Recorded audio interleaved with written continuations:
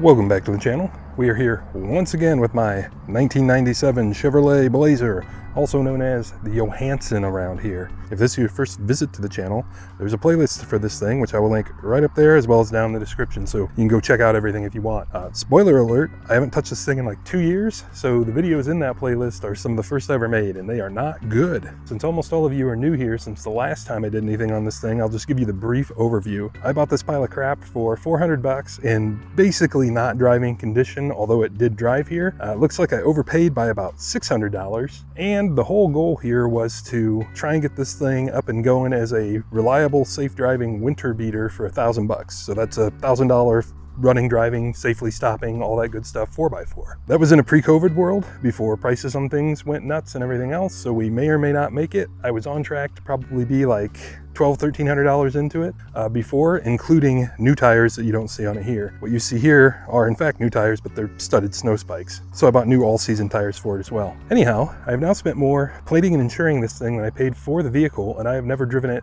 more than about 100 yards. So it is time to get back to work on it. And the first step of that is going to be trying to figure out where in the world this thing is leaking oil from. When I first brought it home, there was no detectable amount of oil on the stick. It took about 4 quarts to bring it up to full, so this motor was like that far from being just totally locked up. And ever since then, every time I run it, it leaves a giant oil slick in the driveway. So before I pull it into the shop again, I'm going to pressure wash this thing off so I can see where the oil is coming from. I've got a pretty good suspicion it's leaking out of some oil lines. This thing runs a remote oil filter, so back here is where the filter would go on a normal car. This one, it's up front, and there are hoses that run up to it. So I think those lines are where the adapter for them is leaking, but I really can't even see anything. And the whole thing's so filthy, it's just time to take care of it. Plus, at least once a year, I try and get that oil spot up, just so it doesn't become a permanent problem. And there's a better view of the oil slick. That has just been there for about 90 days. That's what remained from the previous attempt. For our degreasing pleasure, the fine folks at Super Clean sent this stuff out to me for free, just to try it out and use it in the video and to show you guys. As part of that, they have also offered to give one of you guys this exact setup right here. So one of you can go try this out for yourselves too. Haven't used this stuff myself, don't know if it's going to work well. It probably will. We'll find out. One thing I'm noticing about it is the directions for both of them are both pretty much the same. They say to use it in the appropriate strength, but they don't really show you any mixing requirements or anything. Originally, I was just going to dump that in my foam cannon and just foam cannon this thing down, and I still might, but to just try it out, I think we're going to do it in the more conventional way and just spritz, spritz, spritz. Anyway, if you would like your chance to win this setup, shoot me a postcard or something at the address down in the video description. We will need your name and your US mailing address to send this stuff to, and Super Clean will get this sent off to you. The way we're going to do this is the contest is open until December 31st, 2021, at which time I will draw the names of the entrants out of a hat and select a winner. If nobody wins, then I'm going to let Super Clean off the hook, and maybe in the future they'll do a giveaway. We'll see. But the first thing I'm going to do to get this garbage box ready to go is I'm going to pull it around behind the house and set a tarp down on the patio and do my cleaning over that. The front driveway here is on a pretty aggressive slope, and any kind of big chunks of grease or anything I want to try and collect on that tarp so I can dispose of it a little bit more responsibly than just straight into the groundwater. And the patio behind the house doesn't have nearly as much of an angle. Here we are back on the patio. This thing was not real pleased about getting started. I really need to try and keep up on running it a little more often. Got my tarp down. Once I get some water on it, it should lay flatter and help capture some big chunks. So now I think the move here is just to choose our weapon of war. I'm going to start with this guy. I want to leave a little bit of this left for the driveway as well as the hand pump one, just so we can comparison contrast. Really all the directions say is, put it on, wear gloves if you think you need to, which I probably will, and then don't let it dry before you spray it off. Pretty straightforward. So here we are under the beast. This is the little flap where the oil filter lives. You can see those hoses that run up into it. Those run somewhere along the frame and then up to the side of the motor. I cannot even see them, therefore I cannot even show you. I did already spray down the engine oil pan a little bit, which was soaked in grease, and just because it is something easy for me to show you, I think we're going to spend some attention on that ball joint or tie rod end right there. We'll just see what happens. You can see this stuff comes out about like any other engine cleaner and or scrubbing bubbles. Probably not great to breathe, but it smells better than both of those. And up here on the top side, I kind of got the same problem. I can't see down around the sides of the motor or anything. So I think what we're just going to do, actually I think I'm going to switch to the other bottle because it may have a stream. It does. I'm just going to see if I can just blast it in there like so and just get it down along the sides of the block and such. Past the manifolds and all that good stuff. Basically, I'm just going to hose this thing down proper, and then we'll watch it not run after this. That'll be fun. We'll also try and like get on top of the bell housing for the transmission, see if some will like run downstream. Kind of already did hit the transmission pan a little when I was under it. Also going to spend some time trying to like work down the front of the radiator. So it may not have been clear before, it's got hoses that come off the back of the motor up to that oil filter, and then I think off the filter housing it comes up to the radiator to pick up a cooler and then back. So I think there are 4 of those hoses. I am not impressed with this design, is what it is though. Straight away I'm seeing that like some of the dirt on that AC hose is just kind of blasting off after this stuff soaks for just a second. That's nice. And this stuff does sting the eyes. It smells more like Tilex. You've ever used that? All right, I'm going to spend some time getting the other side of the motor. It's going to be the same story. Then we're going to give this its first hose down, and then maybe we will try the foam cannon. Alrighty, so she's all hosed down. For the life of me, I can't find the waterproof case for my action cam. So this is the best view you're going to get. I don't think it would be a lot better with the action cam anyway. So I just did the underside as much as I could, except for that ball joint. We'll do that together. Let's get to the meat of her.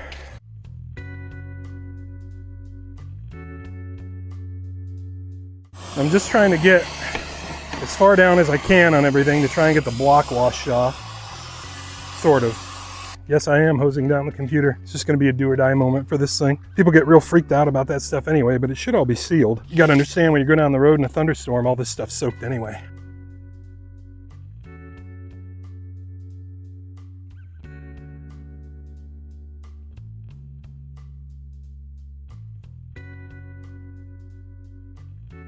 Alrighty, there's our tie rod end.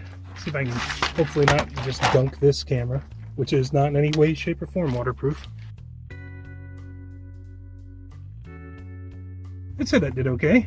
I'm going to spend some more time just hosing down stuff under here, which is just a recipe for destroying a camera. And I will catch up with you guys when I'm done with that. Alrighty, so the first batch came and went. It turned out pretty good, really. You can actually see the engine's kind of starting to dry out already. Even though there are not directions for this, I'm just going to put some in the foam cannon just for fun. We'll just see what happens. And that's probably plenty. I'm not going to dilute it because I don't know if this stuff is concentrated or not. Alrighty, let's see if it makes wonderful foam.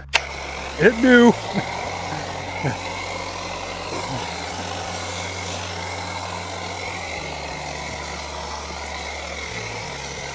That is exactly what I was hoping for, because I think the foam will kind of help it stick onto the block so I can see if it's leaking valve covers or whatever.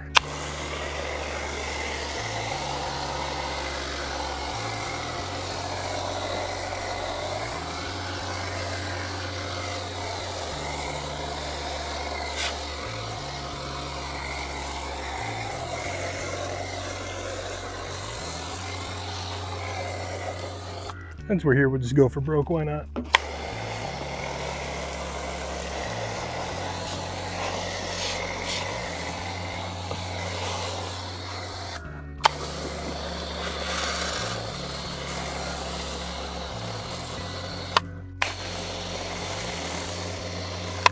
Alrighty, and that's about all the foam cannon wants to deliver, so I will just pour the remainder back into the squirt bottle, give this a few minutes to soak, and then we'll rinse it off and we'll probably try the driveway. Actually, there's so little left in here, it's not even worth worrying about. We'll just boop. Alrighty, been soaking for a little bit. Let's get her blown off.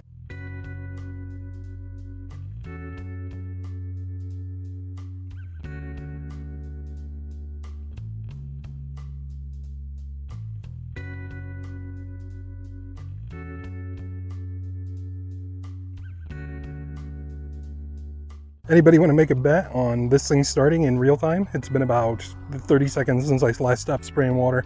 Worth mentioning, it did not start awesome when I went to move it up here. I think I mentioned that. And I'm going to need the key, because I'm pretty sure the key was in my pocket and then I rolled around all over the ground. So it's going to be a minute before I can attempt to start it. So fail. Literally like 1 minute later.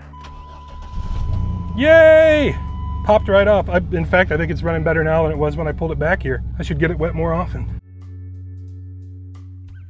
And there you can kind of get the point of the tarp.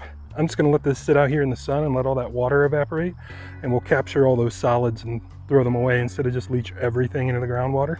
So to probably the shock of everyone, the thing lit right off and drove right back up here. In fact, it is still running now. Just going to leave it that way for a while. It won't hurt it any to get some heat. Our next move is to address our oil spots. And I think on this older spot back here, I'm going to go with the regular spray bottle, and on the fresh stuff up there, we'll go with the aerosol. Now we'll probably just let this soak for a little while, but of course it is, you know, bright daylight. I don't want it to evaporate because they say not to. Distance spray ain't gonna work.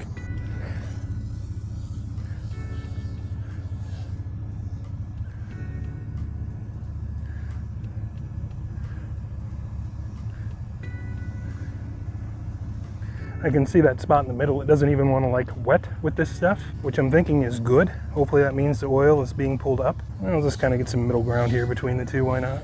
Let that sit for, I don't know, 5 minutes or so, and we'll hit it with the pressure washer. Alrighty, so there's been a few minutes, probably not quite 5, but this stuff's drying out pretty quick. So let's just hit it and see what happens.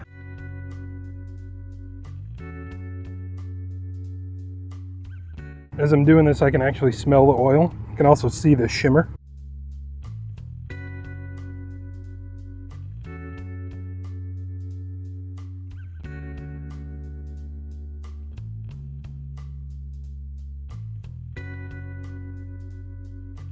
Let's give that a little while to dry off and we'll see how we did.